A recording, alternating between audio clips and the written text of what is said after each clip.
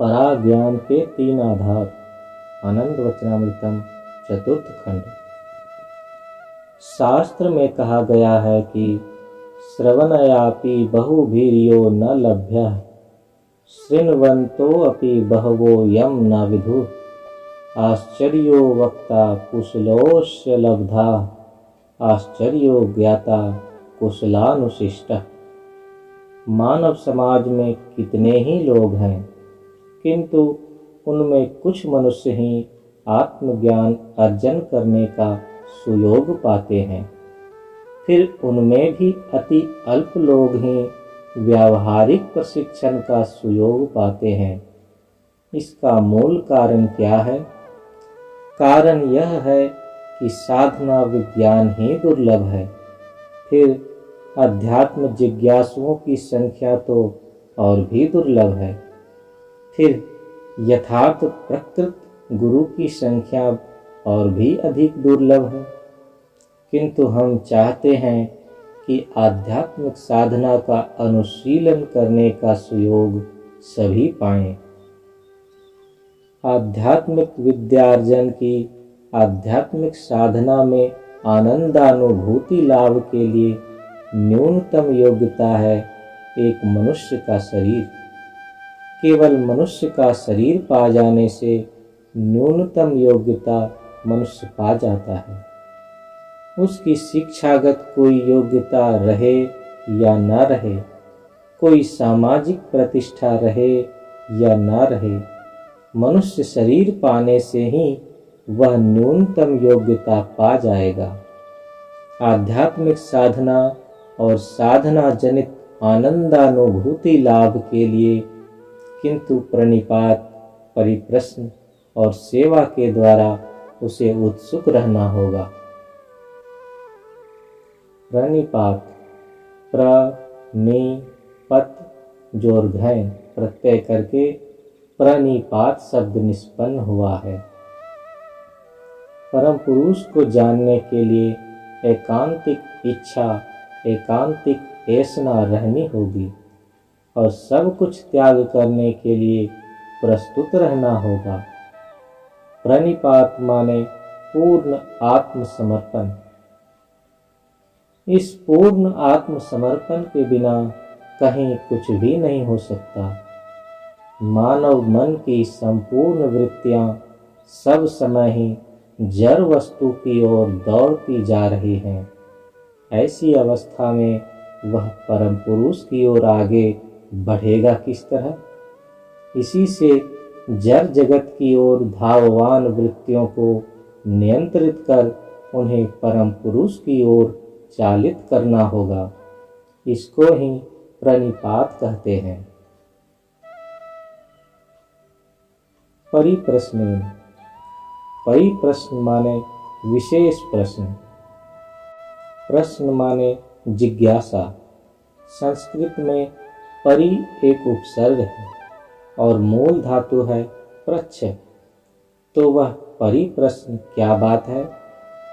तुम लोग देखे होगे, मनुष्य कभी कहीं कुछ जानने की स्पृहा लेकर ही प्रश्न करता रहता है।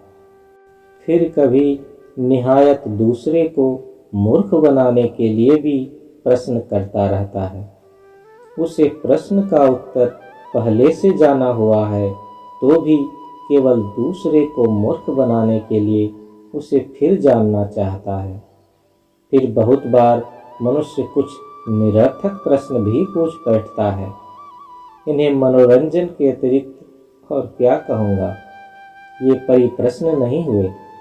परिप्रश्न का केवल एक ही अर्थ है, उसका उद्देश्य एक ही है और वह है सचमुच ही उत्तर पाने के लिए प्रश्न किया गया और उस उत्तर को वास्तविक जीवन में व्यवहार किया गया।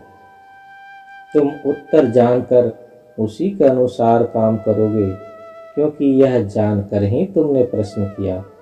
यही है परिप्रश्न।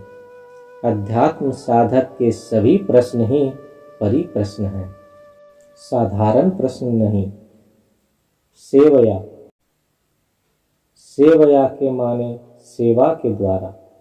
जब तुमने परम पुरुष से अध्यात्म विज्ञान जानना चाहा, केवल परम पुरुष ही विज्ञान जानते हैं, तब उन्होंने जिस मानवाधार में तुम्हें जो सिखला दिया, उसी मानवाधार को हम गुरु कहते हैं। सच तो यह है कि यह अध्यात्म विद्या परम पुरुष के अतिरिक्त अन्य कोई नहीं जानता, और तुम जब उनसे कुछ जानना चाह रहे हो तब तुम्हें उन्हें संतुष्ट करना ही होगा, और वे संतुष्ट होने पर ही तुम्हें समस्त परिप्रश्नों का उत्तर देंगे, तुम्हें तदनुयायी शिक्षा देंगे। वे तुमसे लाभ का व्यवसाय नहीं करते हैं, किंतु उन्हें तुमको खुश करना होगा, संतुष्ट करना होगा, और उनको खुश करने का एकमात्र उपाय है उनकी संतान संततियों को संतुष्ट करना, और समस्त जीव जगत ही उनकी संतान संतति हैं। वे ही सबके सृष्टा हैं। इसीलिए उन्हें संतुष्ट करने के लिए तुम्हें उनकी संतान संततियों की निस्वार्थ सेवा करनी होगी। समस्त सृष्ट जगत की इसी भाव से निस्वार्थ सेवा करना ही हुआ प्रकृत सेवा। तुम लोग अवश्य ही जानते हो कि हमारे आदान प्रदान साधारणतः दो प्रकार के होते हैं। तुमने किसी को कुछ दिया और उसी के साथ कुछ लिया, यह हुआ व्यावसायिक लेन देन। तुमने कुछ डॉलर दिया, विनिमय में कुछ पण्य सामग्री पाई, यह जो पारस्परिक लेन देन है यह हुआ व्यवसाय। और जब आदान प्रदान एक तरफा होता है, अर्थात जब तुमने कुछ दिया किंतु बदले में कुछ लिया नहीं, तो इसको सेवा कहते हैं। सेवा हुई एक तरफा। इसकी दूसरे ढंग से भी व्याख्या कर सकते हैं। मान लो कोई व्यावसायिक लेन देन चल रहा है, तुमको कुछ लेना हो और तुम यदि उससे सबसे अधिक मूल्यवान वस्तु लेना चाहते हो, तब तुमको सबसे अधिक मूल्य भी देना होगा। तो तुम यदि सबसे अधिक मूल्यवान वस्तु आध्यात्मिक विद्या पाना चाहते हो, तो तुम्हें स्वयं को ही देना होगा, रुपये पैसे नहीं। मैं इन दोनों को ही सेवा कहूँगा। जब तुम्हारा देना एक तरफा है और जब तुम अपना सब कुछ ही देकर आध्यात्मिक विद्या लाभ करते हो, तो उभय क्षेत्र में ही यह सेवा है। तो तुम्हें अध्यात्म विद्या अर्जन करने के लिए, आध्यात्मिक आनंदानुभूति पाने के लिए अवश्य ही 3 काम करना होगा। वह 3 काम है प्रणिपात, परिप्रश्न और सेवा। यही हुआ आध्यात्मिक साधना में सिद्धि का पथ। श्री श्री आनंद मूर्ति, पटना, 24 अक्टूबर 1978।